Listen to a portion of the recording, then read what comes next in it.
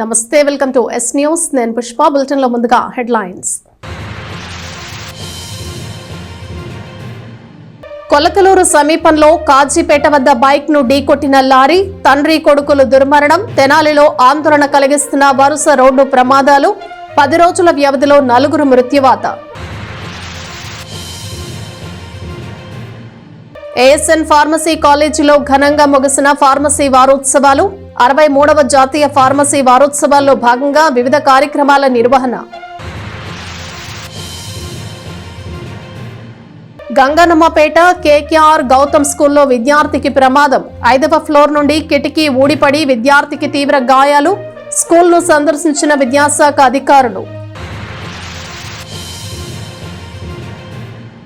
ASN pharmacy కాలేజీలో జాతీయ pharmacy వారోత్సవాల ముగింపు వేడుకలు ఘనంగా జరిగాయి. వారం రోజుల పాటు జరిగిన ఉత్సవాల సందర్భంగా వివిధ పోటీల్లో గెలిచిన విజేతలకు బహుమతులను అందజేసి అభినందించారు. స్థానిక బురిపాలెం రోడ్డులోని ఏఎస్ఎన్ ఫార్మసీ కాలేజీలో 63వ జాతీయ ఫార్మసీ వారోత్సవాలు శనివారంతో ముగిశాయి. వారం రోజుల పాటు నిర్వహించిన జాతీయ ఫార్మసీ వారోత్సవాల ముగింపు సందర్భంగా శనివారం పలు కార్యక్రమాలు నిర్వహించారు. ఈ కార్యక్రమంలో Chebrolu Hanumaiah Institute of Pharmaceutical Sciences కళాశాల principal doctor Suryadevara Vidyadhara, former IPSSF national chairperson Illa Pragna ముఖ్య అతిథులుగా పాల్గొన్నారు. ప్రిన్సిపాల్ డాక్టర్ కె వెంకటరమణ అధ్యక్షత వహించారు. మారుమూల గ్రామాల్లో నివసించే ప్రజలకు ఫార్మాసిస్టులు అవగాహన కల్పించాలని క్యాంపులు, ర్యాలీలు, ఉచిత బీపీ టెస్టులు నిర్వహించడంతో వారికి కొంత అవగాహన కల్పించారని తెలిపారు. ఈ కార్యక్రమం నిర్వహించడానికి సహకరించిన కళాశాల చైర్మన్ అన్నాబత్తుని శివకుమార్కు ధన్యవాదాలు తెలిపారు. డాక్టర్ సూర్యదేవర విద్యాధర మాట్లాడుతూ హెల్త్ కేర్ టీం అంటే డాక్టర్, నర్స్, ఫార్మాసిస్ట్, సభ్య బృందం అని చెప్పారు. ఇది ఒక ఛాలెంజ్గా ప్రతి ఫార్మాసిస్ట్ తీసుకొని ప్రజలలో అవగాహన కల్పించి ప్రతి సామాన్య వ్యక్తి ఆరోగ్య సమస్యలు తెలుసుకునేలా చేయాలని చెప్పారు. ఫార్మసీ అనేది ఒక నోబెల్ వృత్తి అని, అందులో ఫార్మసీ విద్యార్థులు ఉన్నత శిఖరాలు అధిరోహించాలని ప్రోత్సహించారు. ఇల్లా ప్రజ్ఞ మాట్లాడుతూ ఫార్మాసిస్టులు కెరీర్ను సవాలుగా తీసుకోవాలని సూచించారు. అనంతరం పోటీల్లో గెలిచిన విజేతలకు బహుమతులతో అభినందించారు. ఈ ముగింపు కార్యక్రమంలో IPASF mentors G Nandagopalakrishna, P Bhargavi, IPASF ASN president S Sunil, NSS మొదటి విభాగం, 2వ విభాగాల programme officers T Jyothibasu, K Kalyan Chakravarthi, అధ్యాపకులు, సిబ్బంది, విద్యార్థినులు పాల్గొన్నారు. ఏఎస్ఎన్ కాలేజ్ అనే ప్లాట్ఫామ్ మీద 2004 స్టార్ట్ అయిన జర్నీ 20 ఇయర్స్లో ఎంతోమంది విద్యార్థులు ఆల్మోస్ట్ రీసెంట్గా 2 days బ్యాక్ భానుమతి మేడం గారు రెడ్ క్రాస్ చైర్మన్ ఆమె ఏం చెప్పారు, మీ స్టూడెంట్లు ప్రతి చోట ఉన్నారు సార్, నా దగ్గరికి వచ్చేస్తారు సార్, నేను వెళ్ళినప్పుడు కలిసి ఎక్కడ కలుస్తారని చెప్పారు. అది నా గొప్పతనం కాదు, ఈ ఫౌండర్స్ ఆశయాలకు అనుగుణంగా ఈ ప్లాట్ఫామ్ ఉపయోగించుకుని అక్కడ దాకా వెళ్ళడం జరిగింది విద్యార్థులందరూ. మీకు small example, bachelor of pharmacy ఇక్కడే చదివి, మాస్టర్ ఆఫ్ ఫార్మసీ చదివి, ఐపీఎస్ఎఫ్ స్టూడెంట్ నేషనల్ చైర్మన్ గా ఈ కళాశాల నుంచి వెరీ స్మాల్ విలేజ్ తెనాలి, చాలా చిన్న ఊరు, చిన్న మున్సిపాలిటీ, ఈ ప్లేస్ నుంచి నేషనల్ లెవెల్లో రిప్రజెంటేషన్ చేయడం అనేది యాజ్ ఎ మెంటర్ గా good and great evidence. Doctor yes Vidyadhar IPA education division chairman గా ఉన్న టైంలో ఐపీఎస్ స్టూడెంట్ గా మాస్టర్ గారిగా వర్క్ చేయడం జరిగింది. మాస్టర్ గారు కానీ నేను కానీ ఎవరన్నా కానీ ఇక్కడ కూర్చుంటాకే అర్హత సాధించాలంటే కష్టపడితేనే వస్తుంది, కష్టపడింది ఏమీ రాదు అనే good example. During the tuberculosis, the patient is about to take the medicines for minimum of 6 months, but due to inconvenience that is going to cause by antibiotics, they suddenly withdraw that. Due to that particular reason, that tuberculosis organism, Mycobacterium tuberculosis, is becoming sustainable into the body. It is going to reside into the body and it is not going to get cured. The ultimate cause is it leads to death of a patient. So to avoid and at the same time, a pitiable situation is in Andhra Pradesh or in our country, If you go to any medical shop and ask for amoxicillin, immediately the pharmacy store fellow used to give it without any prescription. Being a part of professional organization helped us in many ways. Personally, I experienced many things by being a part of IPA and IPA-SF, which transformed me into a better version of myself. So, one main thing I want to suggest to you all is that just be a part of all the professional organizations and get to know what's happening in them and be a part of that and show your active participation in all of them. Well, coming to the NPW, Think Health and Think Pharmacy. So as we all know that each and every drug is a double-sided knife. Like it having its own advantages and disadvantages.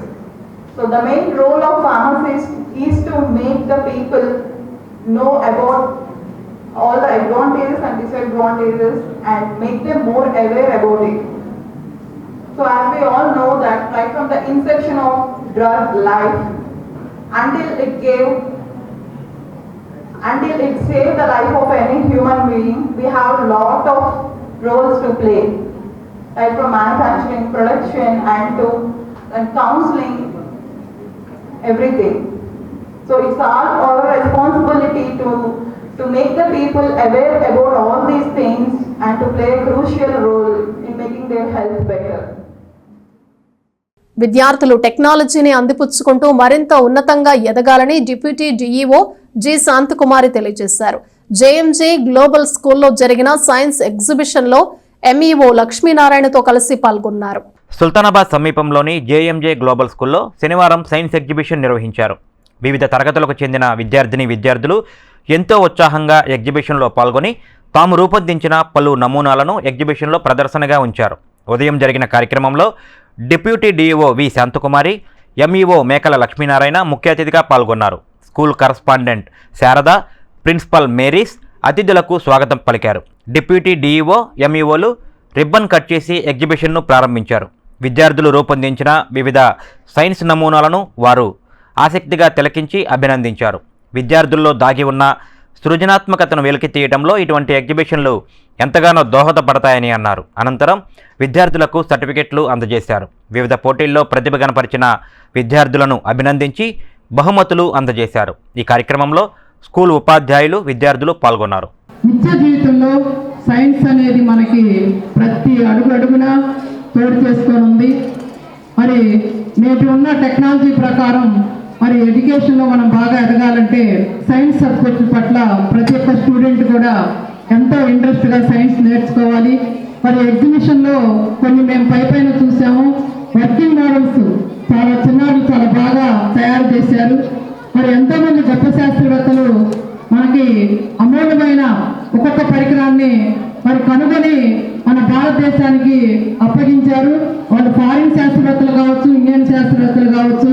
మరి పూర్వకాలంలో అనేకమైన అంటువ్యాధులు, మరి penicillin కానీ అవన్నీ కూడా మనకు కనుగొన్న శాస్త్రవేత్తలు మరి పూర్వకాలంలో ఆ రోగాల నివారణకు ఎంతో విధంగా సైన్స్ని డెవలప్ చేసి మందులు కనుక్కొని మన భారతదేశానికి అందించిన మహోన్నతమైన మేధావులు ఎంతో మంది ఉన్నారు.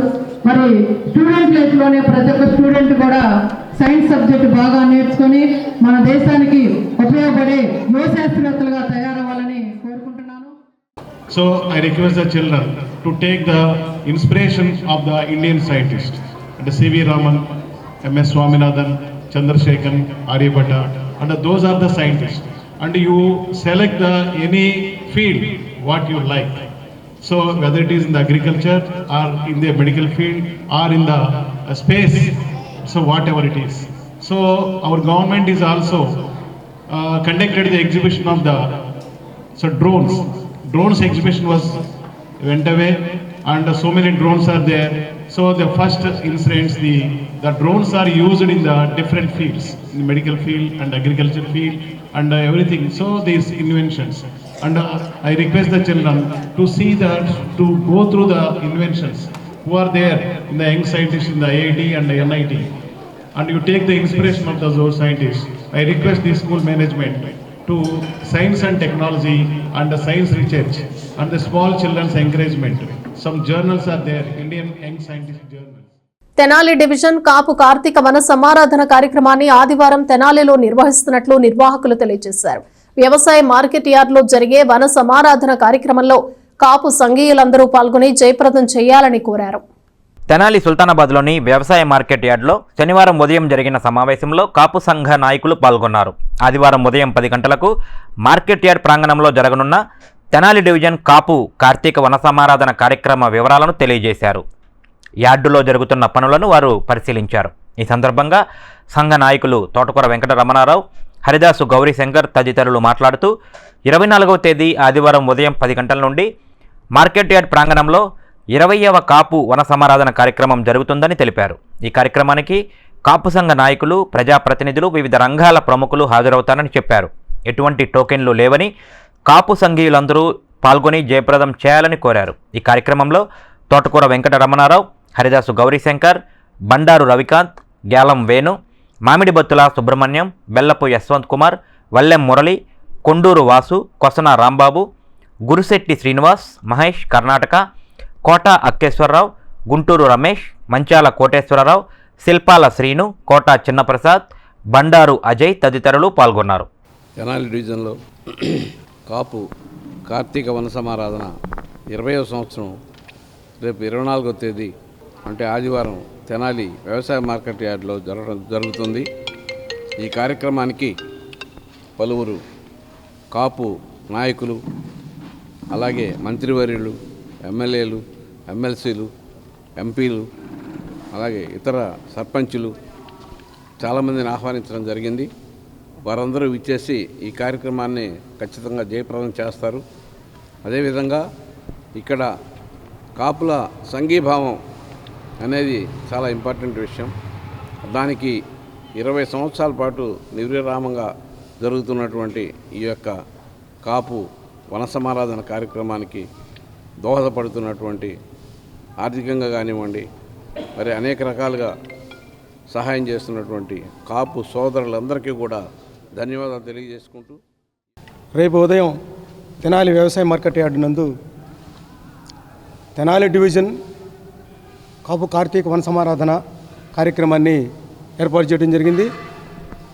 ప్రతి సంవత్సరం కూడా దాదాపు గత 20 సంవత్సరాల నుంచి కూడా ఈ కార్యక్రమాన్ని మరి కమిటీ వారి ఆధ్వర్యంలో మరి నిర్వహిస్తూ ఉన్నాం. ఈ కార్యక్రమాన్ని కానీ రాష్ట్ర నలుమూల నుంచి అనేక మంది పెద్దలు ఇచ్చేస్తూ ఉన్నారు.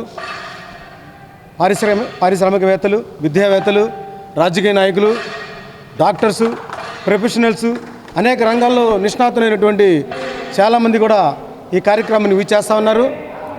వారు అమూల్యమైనటువంటి సూచనలు, సలహాలు, విద్యారంగంలో ఏ విధంగా తోడ్పాటును అందించాలి, పారిశ్రామిక రంగం ఏ విధంగా ఎదగాలి, అనేక రంగాల్లో మనం ఏ విధంగా మన పెద్దలు ఎలా కూడా ముందుకెళ్తూ ఉన్నారు, భవిష్యత్ తరాలు ఎలా మనం ముందుకు తీసుకెళ్లాలనే దాని మీద చాలా సుదీర్ఘమైనటువంటి ఉపన్యాసాలు ఉంటాయి.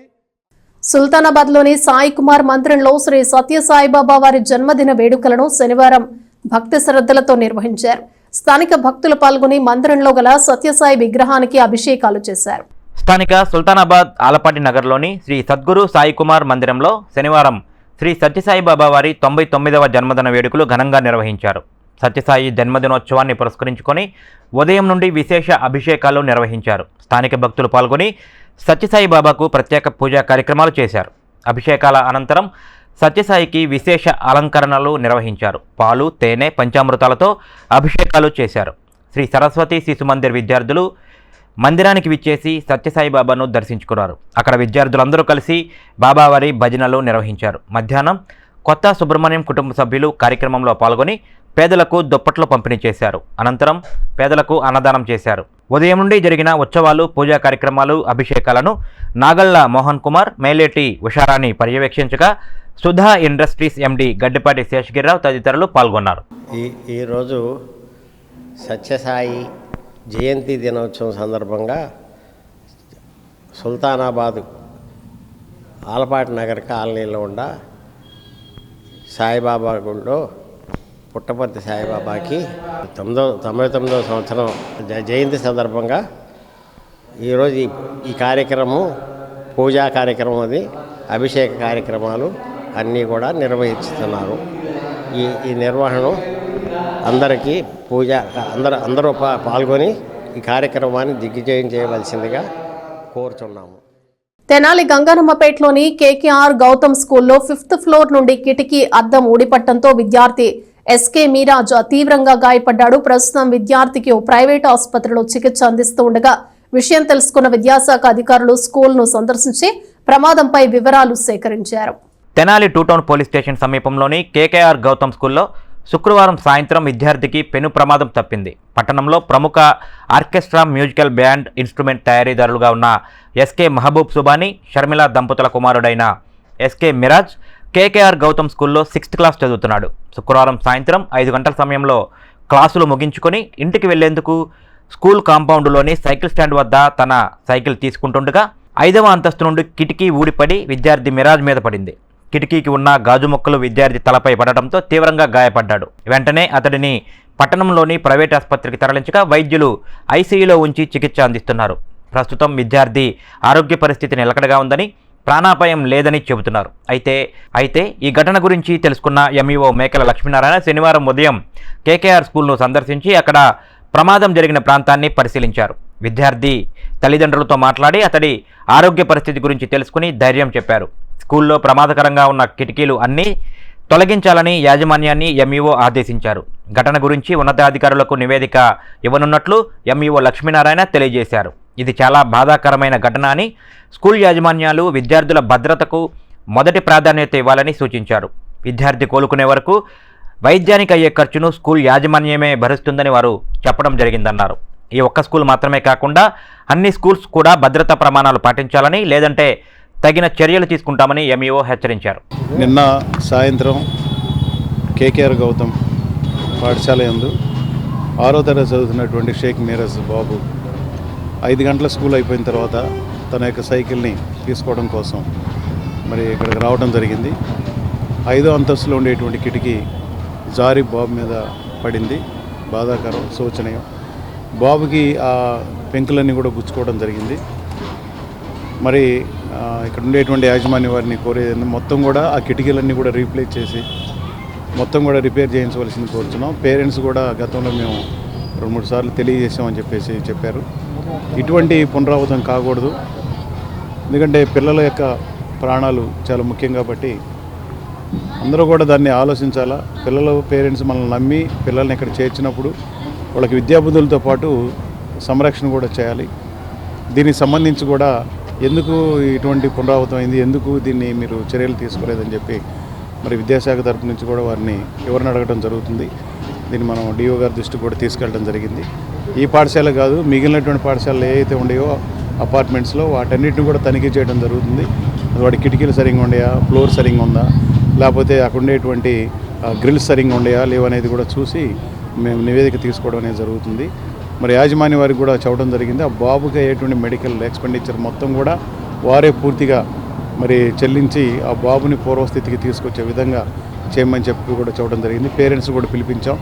మరి పేరెంట్స్ నమ్మకాన్ని పెట్టుకొని మరి పాఠశాలలో చేర్పించడం జరిగింది. ఆ బాబు 1st క్లాస్ నుంచి మరి ఇక్కడే చదువుతున్నాడని చెప్పారు.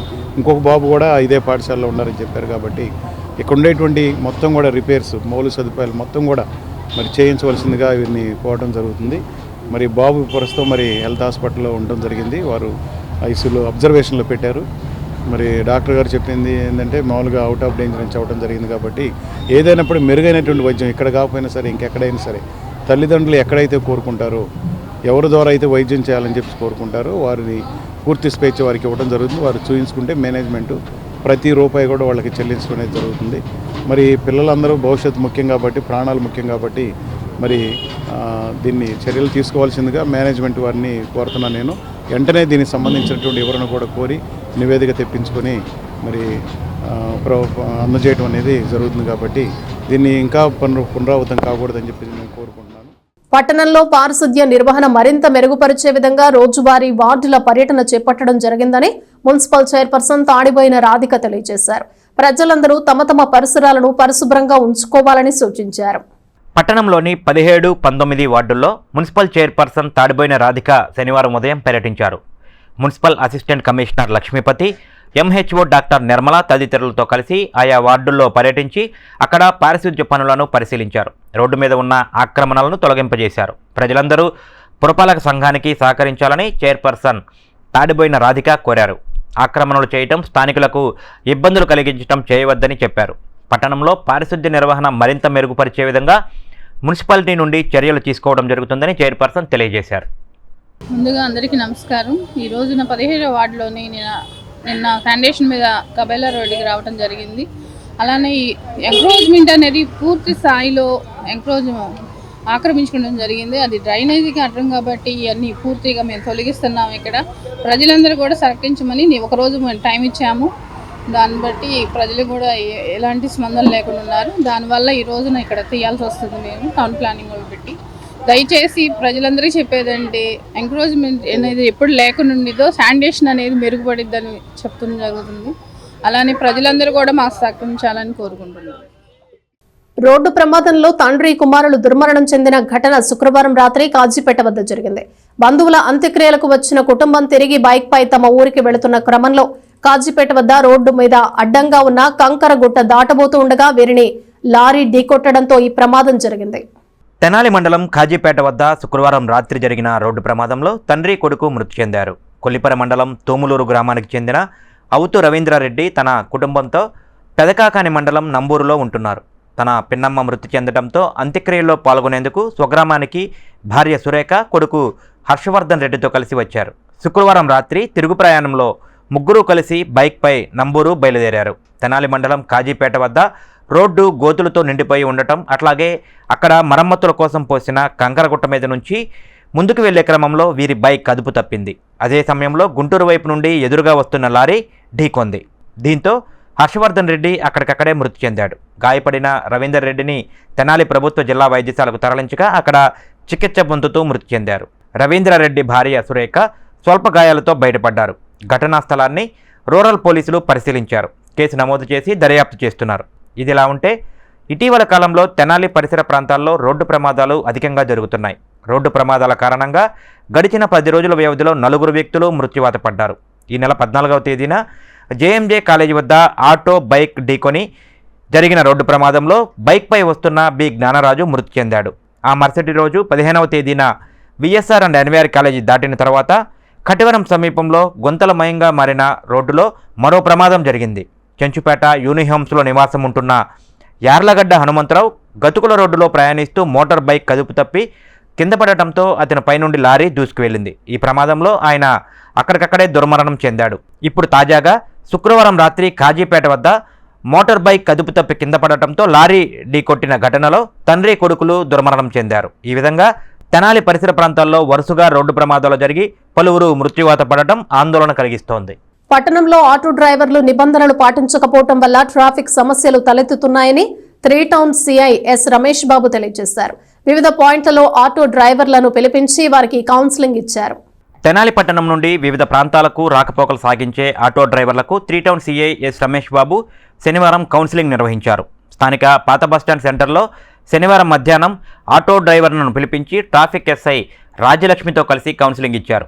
డ్రైవర్లు తప్పనిసరిగా నిబంధనలు పాటించాలని, యూనిఫామ్ ధరించాలని చెప్పారు. అడ్డదిడ్డంగా రాకపోకలు సాగించటం, నిబంధనలు పాటించకపోవడం వల్ల ఇబ్బందులు తలెత్తుతున్నాయని అన్నారు. ప్రతి ఒక్కరూ తప్పనిసరిగా నిబంధనలు పాటించాలని సీఐ సూచించారు. రూల్స్ పాటించిన వారిపై కేసులు నమోదు చేస్తామని సీఐ రమేష్ బాబు తెలియజేశారు. నగర ప్రజలకు అలానే ఆటో యూనియన్ వర్కర్స్ అందరినీ కూడా ఈ రోజున పిలిపించడం జరిగింది.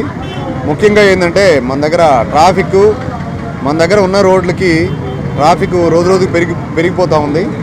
ఈ ట్రాఫిక్ని కంట్రోల్ చేసే మార్గంలో మనం ఎంత చెప్పినా కూడా మన ఆటో డ్రైవర్స్ వాళ్ళకి సరైన అవగాహన లేకపోవడం, చదువు లేకపోవడం వలన ఈ ప్రాబ్లమ్స్ని వాళ్ళకి అర్థం చేసుకోలేకపోతున్నారు.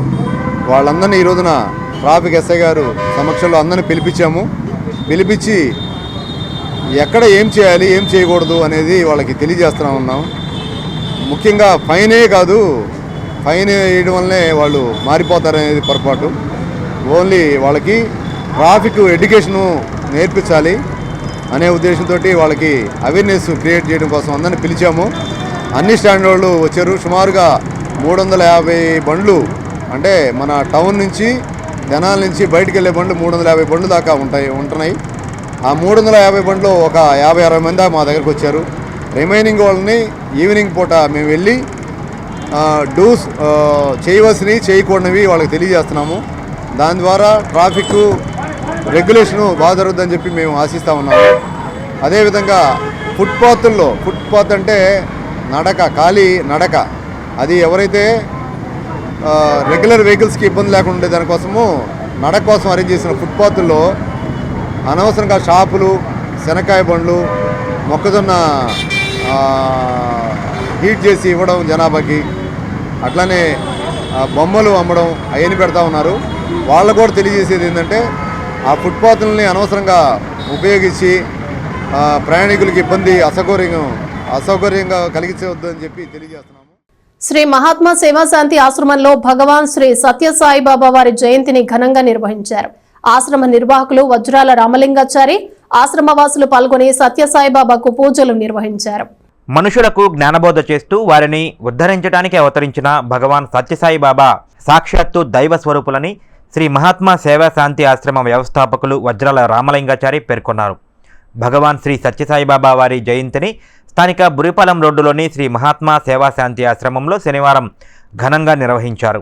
సాయంత్రం జరిగిన వేడుకల్లో ఆశ్రమ వాసులతో కలిసి సత్యసాయిబాబాకు పూజలు నిర్వహించారు.